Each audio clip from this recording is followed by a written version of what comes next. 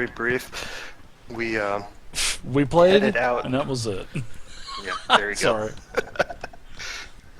We headed out on the road west of Flan to head to this village where there were these, where we had heard there was these odd going-ons and ghost stories. On the way there, we met a merchant named Gilfron Millen and his son, whose wagon had broken down. So we helped them out. We talked with them for a while, got a little bit of information from them, and then helped them out with the wagon, and then sent them on their way back to Flan. And then later, we ran into an encounter with 3 giant wolves, which gave us quite a fight, but we managed to dispatch them. And then from there we moved on to I think it was like some kind of river we needed to cross in order to get to this village area. It wasn't a river. It was actually the coast of the Moon Sea, and it was there was a dock, and that's where you had met Warsh, the ferryman, the crazy guy. Yeah. That's right. I remember him now. And everything was, remember the storm was really starting to get pretty bad, and he invited you over to the island. He says, it's safe over here, and he says, better yet, maybe you don't want to come to the island. He was trying to talk you off of it.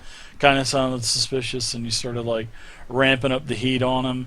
So he eventually brought you over to, as the actual Moon Sea was really starting to get pretty rough and stuff, he got you over to the island. Sorry to interrupt you there. You can continue. My bad. Oh, that was the end of it? All right. That's... At least that's all I remember. Give yourself inspiration for that recap. Actually, I'm going to. I've got 3 inspiration tonight. So, remember, like I was talking about last week, every game that we play now, the DM is going to have as many inspirations as the players get. So, it's sort of like if you've ever played or if you're familiar with Savage Worlds, the Game Masters are called in that setting, or that rule set. They get a number of bennies, which are benefits, and you can re-roll, do all kinds of stuff. 1 per character playing. And then on like special bosses, the DM gets 2 per the special boss. But I'm not going to incorporate that. I'm just going to have 1 per player. So I've got 3 inspiration for tonight. I'm happy. And then you guys are quiet, so I know you guys are not happy about that. So. No, I think that it just kind of kept bringing up the 3-letter TPK for some reason.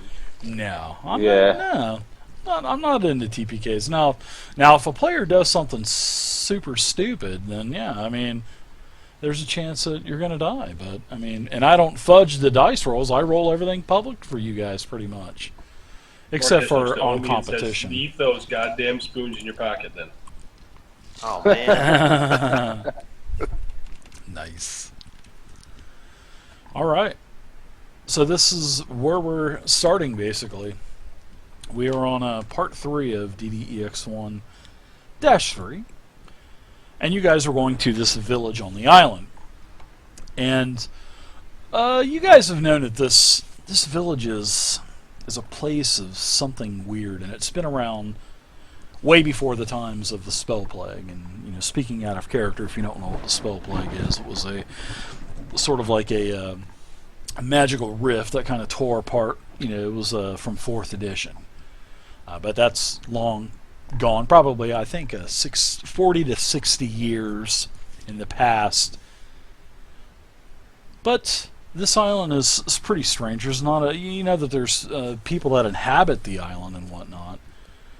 But they're really not. They don't come to the mainland too much. But it was nice of the ferryman. It was nice of Marsh to offer you guys, as the storm was really starting to pick up.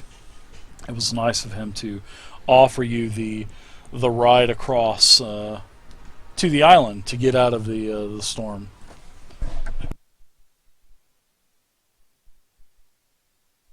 Well, thank him as we get out. And, for his trip across.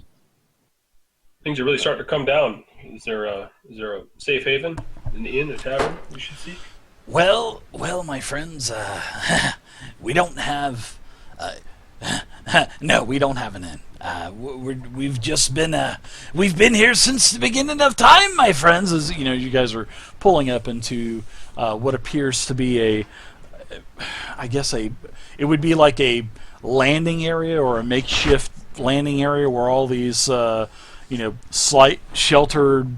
There's a sort of like a slight sheltered area with some docks, and you can also notice that most of the boats, they're all pulled up on the land and they're all kind of anchored down, and there's nets thrown all over the place. There's a dock, there are a couple rafts, and most of these vessels are all oar powered. But as Warsh, he's got one of the few single mast boats, and then there's several others, and they've like I said, all of these boats have been drugged several feet up, and tied down because of the storm that's actually coming. And then there's also a shed that is here, and you can see the shed. The couple of fishermen, they're coming in and out. They're taking nets inside, spools of rope. So and Warsh looks over at you and he says, we're gonna have a hell of a storm. It looks like we usually don't have them this time of the year, but it seems like the creatures of the deep are not satisfied.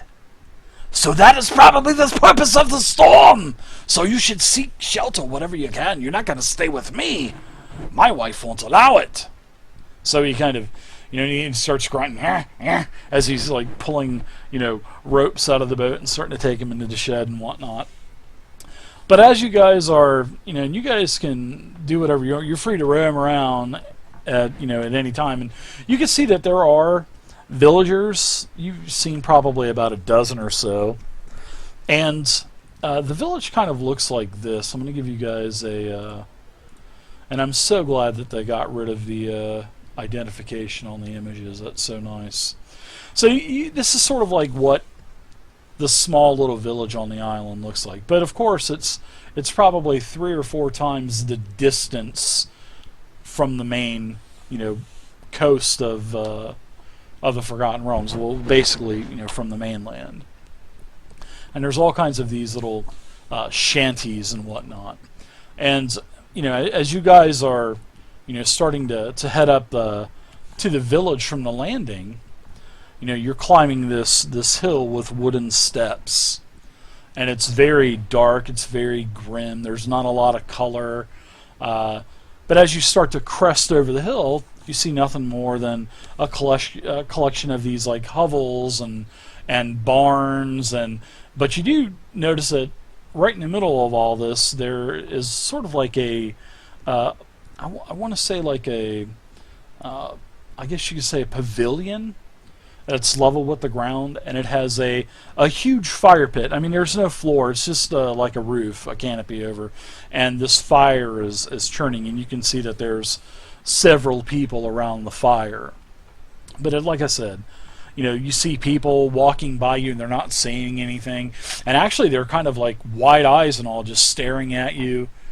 They have dirty faces, and you kind of exit the rain-soaked tree line. And as you guys are kind of congregating there under one of the other small shelters, a little grinning girl, she has like wild dirty hair. This is how I picture Vey when she was a kid. A grinning girl in wild hair and dirty face, and because she was always on the wood, and she has like a pock-marked up face, and she runs up to you with excitement, and she says, "Who might ye be, outsides? Who might ye be, outsides?" Greeting, my name's Kalash. We come looking for somewhere to shelter. We have been travelling down to hearing there's been places attacked further down the road, and we're going to investigate. But we just need somewhere to stop over for a couple of days. It's been a bit of a travel. Is there any way you could suggest within the village we can stay? Oh, she looks to be about 12 years old also. And she says, you might be able to stay in the barn, but, nice to meet you, Kalush. Me name is Ilisande, and, we don't get many people here on on the island, we hardly ever get outsides. I'm gonna kind of just perceive around and look around and just notice that they all maybe look quite similar to one another. Maybe they're all inbred or related. You definitely notice that. I'm not even going to give you any kind of Just roll kind for of that. under my breath, I can tell you don't get a lot of new blood around here. Yeah, it looks like there's been a lot of intermingling, and it doesn't seem like there's very many, I guess you could say, offshoots of the main branch. All human. They're definitely they are definitely all human for sure. There's you can see from what you've been there maybe 10-15 minutes. There's probably I would say a couple dozen residents of the island, and they all have similar features. They all kind of look alike. They're all they're all dirty. They're all in rickety clothes and whatnot. They're all they're all walking between pavilion and pavilion and getting soaked and whatnot. But there are several things that you can actually see as this little girl Elisanda introduces herself. There are looks like what appears to be a barn. You saw a barn down by the fishing village. There's the main pavilion. There's about 20 homes that kind of surround the campfire, and with the homes, all of the doors are facing the fire as well. So that's pretty much what you see. There's no inn. There's no kind of there's no lion shield coster on the island. It's just pretty much what you see is what you get. I'd like to. Go ahead. Go ahead. So, Elisandra, do your people appreciate good music? Oh, yes. Who I'm gonna stare are you? very harshly at Omi. Uh-oh. That doesn't look good. What kind of music do you play? I play the spoons, as a matter of fact. Would you like me I'm gonna to play? shout. Marquez just goes, "Son of a bitch!" And he's gonna I'll walk get out my over to flute the- and he's gonna walk over to accompany the him. brazier and see if he can get himself warm and inspect the brazier itself. Just Sure. walk the hell away from Omi. Sure. She says, "Spoons? What is spoon? No spoon is." And she's Well, speaking a very broken type of common as well. Why don't we come down to the fire and I'll show you and your people. Ooh, we go to fire. Yes, we go to fire. You meet crones. They keep fire going all day, every day. Fire never goes out. Fire helps us keep in contact with the spirits. Yes, you meet crones. So why What's you two crones? island? You just here to stay? Are you trade? Are you trade? What you bring to trade? Oh, we're part of a traveling band. We're not here to entertain. A traveling band? A band of what? Bad men? A band of monsters? Like it's out in the forest, and you can see, as on the outskirts of all of these little shanties and little pavilions and whatnot, there is very thick, like jungle type of forest all around the little small fishing village. Yeah, my friends here are part of my musical band. They're great singers and dancers. Oh, maybe you play music for us. That would be good. And you tell us stories. Absolutely. Oh. Well, who is this crone you mentioned? Oh, they're not one crone. There are lots of crones. All ladies on island. They take turns preparing the fire and keeping fire going. I will be crone one day too. My mother and father told me, my parents, they told me that I would be crone one day too, but that was 3 years ago when my parents died. They got very sick. Actually, a lot of people in the village got sick, and they died. And I'm just all by myself now. Maybe I come with you. I want to leave island. Maybe I can come with you. Maybe. I know no music though. But I can come with you though. It may take a bit of an audition on your musical skills. We will play some sort of instruments. Audition? My friend here, the spoons, myself, the flute, and my other gentleman friend here, he plays a very good tune with his sword and shield. Ooh. I don't know. I never heard music like that. Boy, you outsides are weird. Notice she's calling you guys outsides instead of like outsiders. What is this you said about a fire that doesn't go out? Oh, it's the bonfire. It never goes out. Not my whole life. It not been out. It been for all 12 years I've been alive. It been burning. Even Yes. during this torrential rain of the storm. Well, it's got a pavilion over it, so yeah. Yes, even during storm very rare on island. Hey, I heard there's a big land tales of, and she starts to speak a little softer, and she says, "Hey, come here, come closer. I heard that all the land beyond the island. I want to go. I have no family. I don't want to be here. I have no reason to be here. I just want to go on other side of water, and they no let me go. Why haven't Maybe- you just got a trip with the ferryman? Because he don't take me. He won't let me go. I want to go though." So you say you're a prisoner here?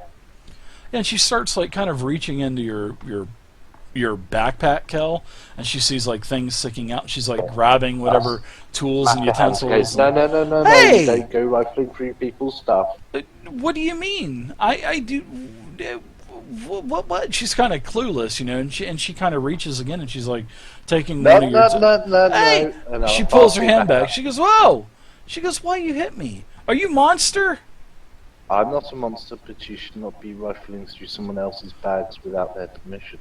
But we share everything. We don't. I sorry. But we are not of your island. It would be different if we were permanent residents of your island. It would be more understandable. But we are visitors here, and it is classified as impolite to go rifling through your visitors' belongings without their approval.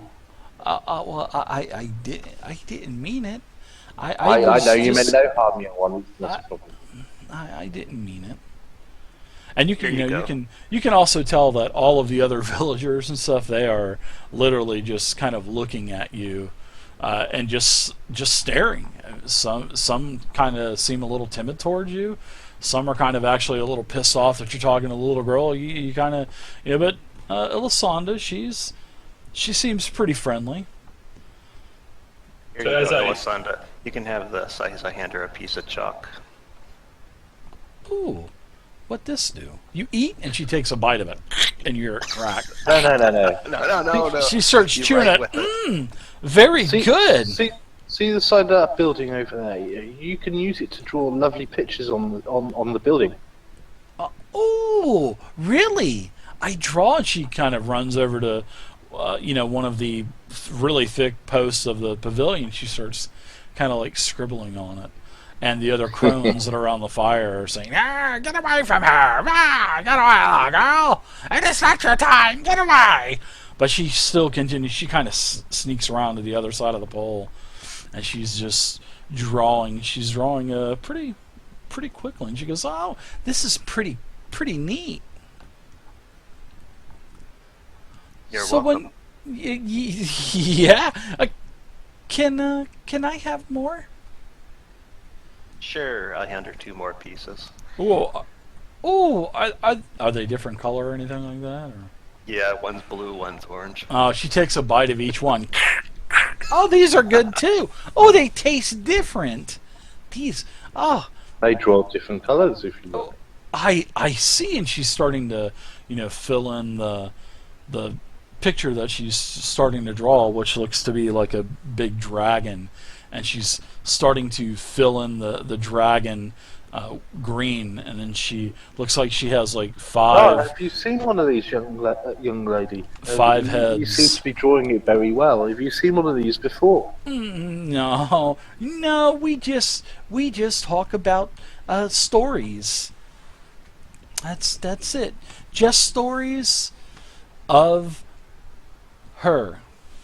And then she Her? just kind of Who's her? her. Just stories of nothing. Just Who's stories. her? Come tell us her. Well, it's just- okay. You're safe here. Well, we well, it's just we tell stories of the old dragon, and they call her. I really can't say her name too well, but I can, but I'm not supposed to. But Whisper it to us. okay. She gets you in your, she's like breathing so hard in your ear. It's like it's Tiamat. I see. So, is this someone your people are afraid of, or is this someone you all used to worship? No, Or we know. what's the stories about her? We tell stories of the five-headed dragon and all the creatures from the moon sea. That's what we tell. We Can tell you tell us the stories. story? Not right Maybe we now. need to, maybe Maybe we need to- later. Yes, that would be interesting to hear the stories. Be interesting to see the portrayal you have on this said beast. Yeah. I tell you a story. I'll tell you what. I tell you all about stories. If you let me come with you. Yes. I'm sure that something could be arranged. Ooh, yeah. And you can tell she gets excited, and she says, I show you around the island if you want. Yes, that would be really, really nice. Thank you. And as she starts to take us off and show us, I'll drop back to the other two and say, yes, apparently they've got quite a few stories about Sure. the Tiamat and the Dragon Queen. She's going to tell us the stories later. Sure But thing. it concerns me whether it's stories of worship or stories of almost fear at night time. If you do something wrong, Tiamat will come get you sort of style, or is it a worship of honouring Tiamat? It is what we need to try and discover. I think these could be long lost followers of Tiamat. Although the boatman did mention something about that before we on our way over. As you, Marcus, head over to where this fire pit is, it is in the center of the fishing village, and you can see that there's a lot of activity around here. Even though the fire pit it's not scorching, great white style, 20 flames 20 foot in the air or anything. Yeah, sorry, that's too soon. I'm sorry, but it has a really low flame. You can feel the heat coming off of it. Just a few flames crackling out of it once in a while. And there's people still gathered around it. Yeah, absolutely. Yeah, there's 3 elderly crones, is what the little girl has called them. She called them crones. I'd like Elisanda. to kind of try and engage them in conversation, but before that, I'd like to see if I can maybe insight their intentions, or are they hostile or just indifferent? Sure. Yeah, let me give you a little bit more description of the area. And I'm sorry, I love to do description of the area and stuff. You see that there's a large bucket, and this is how they have like cheesecloths and stuff like this, and they're like straining water to make it clean for drinking, so they're like straining it through the cheesecloth, and they're just the 3 crones are one is like kind of keeping the fire going, the other one's like kind of cleaning water, and this small little pavilion has a bunch of stump stools around it, a couple dozen of them. Looks where this is a place where they all kind of get together and congregate. But a lot of things from the storm is actually kind of being put away. A lot of the light stuff and stuff like this. And Elisanda, as she comes over, she says, "This is the pit, and it where everybody local for speeching come with the crones." And She says, we drink clean water. Every day we make clean water because we all need to drink. So yes, this is where we clean water.